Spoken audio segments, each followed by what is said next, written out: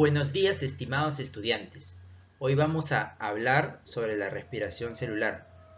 Este proceso nos enseñará cómo generamos energía dentro de nuestras células.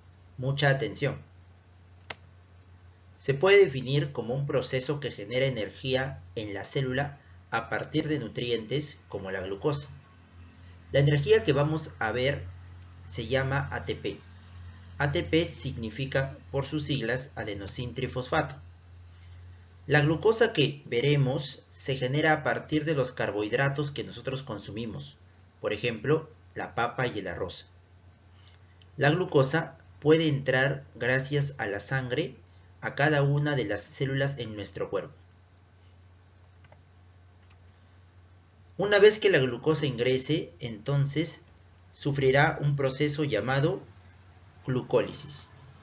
La glucólisis, como su mismo nombre dice, lisis, destrucción, y gluco, de glucosa, permite que la glucosa pueda desdoblarse, es decir, partirse, y formar dos piruvatos.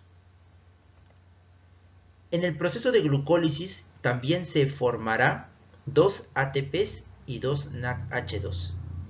El ATP es, como habíamos dicho, la energía química, y el NADH2 es el transportador de electrones y protones.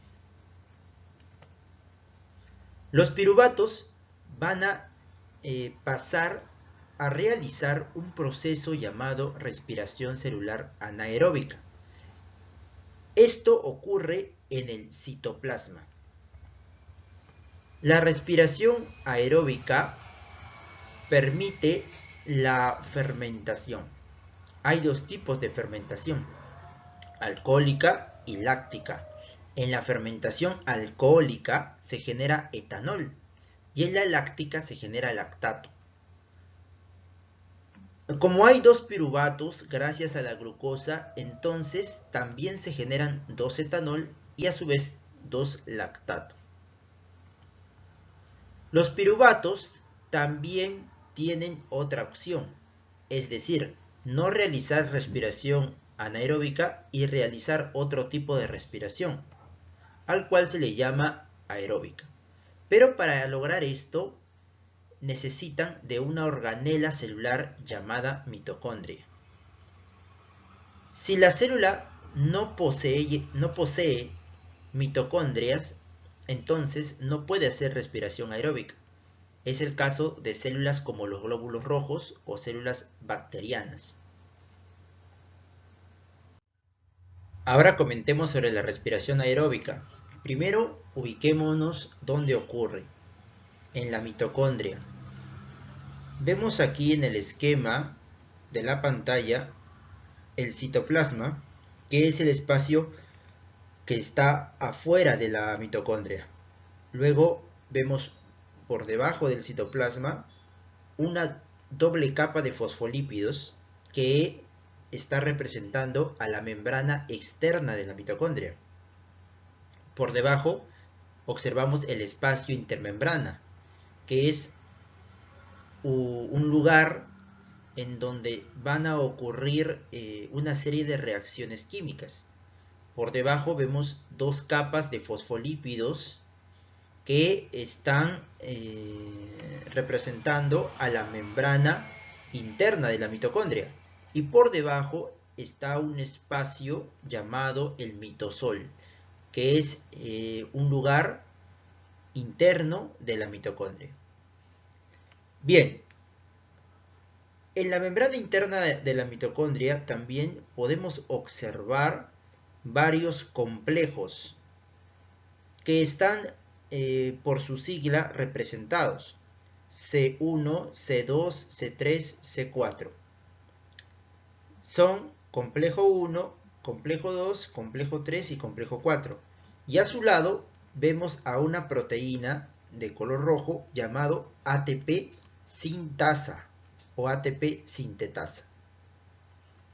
Bien, una vez conocido el esquema, ahora vamos a observar qué ocurre. En el citoplasma ocurre la glucólisis, como lo vimos en la diapositiva anterior. En este proceso, la glucosa forma a dos piruvatos. Y en ese proceso se genera dos ATPs y dos NADH2. Los piruvatos ingresan a la mitocondria y están en el mitosol. El piruvato, por un proceso conocido como descarboxilación, se transforma en acetil. Y en ese proceso también se libera CO2 NADH2. Como son dos piruvatos los que se generaron por glucólisis, entonces todos los productos de la descarboxilación podemos multiplicarlos por 2. Es decir, 2-acetil, 2-CO2 y 2-NADH2. El acetil entra a un ciclo llamado de Krebs. En ese ciclo se liberan tres productos, el GTP, el FACH2 y el 3-NADH2. El 3-NADH2 va a transportarse hasta el complejo 1, causando la liberación de un protón. A su vez, el complejo 1 libera un electrón que viaja hasta el complejo 3, causando que se libere un protón. El complejo 3 libera un electrón que viaja al complejo 4, causando que se libere un protón. Lo que observamos entonces es que el NADH2 directa e indirectamente causa la liberación de hasta 3 protones. A ese proceso se le llama cadena respiratoria. El FACH2 hace algo similar que el NAP, pero él ingresa al complejo 2. La diferencia del complejo 2 a los otros es que este no libera protones. Y el electrón que libera el complejo 2 pasa al complejo 3. Y obviamente luego pasará al complejo 4. De tal manera que el FACH2 solo causa la liberación de 2 protones, menos que el NADH2. Los protones luego van a ser transportados por la ATP sintasa. Indirectamente, la ATP sintasa, cada vez que acepta un protón, libera ATP. Es por eso que se llama ATP sintetasa, porque sintetiza, que es sinónimo de formar, ATP.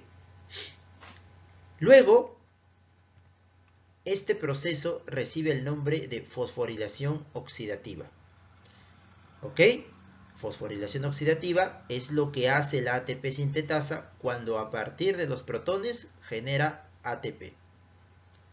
Ya hemos visto entonces, en resumen, los 5 procesos: glucólisis, descarboxilación, ciclo de Krebs, cadena respiratoria y fosforilación oxidativa. Todo eso ocurre en la respiración aeróbica. El NADH2 que se formó en glucólisis, míralo ahí, ubícate, el NADH2 que se formó en glucólisis va a viajar hacia el espacio interno de la mitocondria, es decir, hacia el mitosol, para que de esa manera también pueda provocar una liberación de protones y la ATP sintetasa forme ATP. Esto lo logra gracias a las lanzaderas. Las lanzaderas entonces tienen como función que el NADH2 pueda ingresar desde el citoplasma hasta el mitosol. Finalmente, hagamos un cálculo del ATP, es decir, cuánto ATP se generó por respiración aeróbica.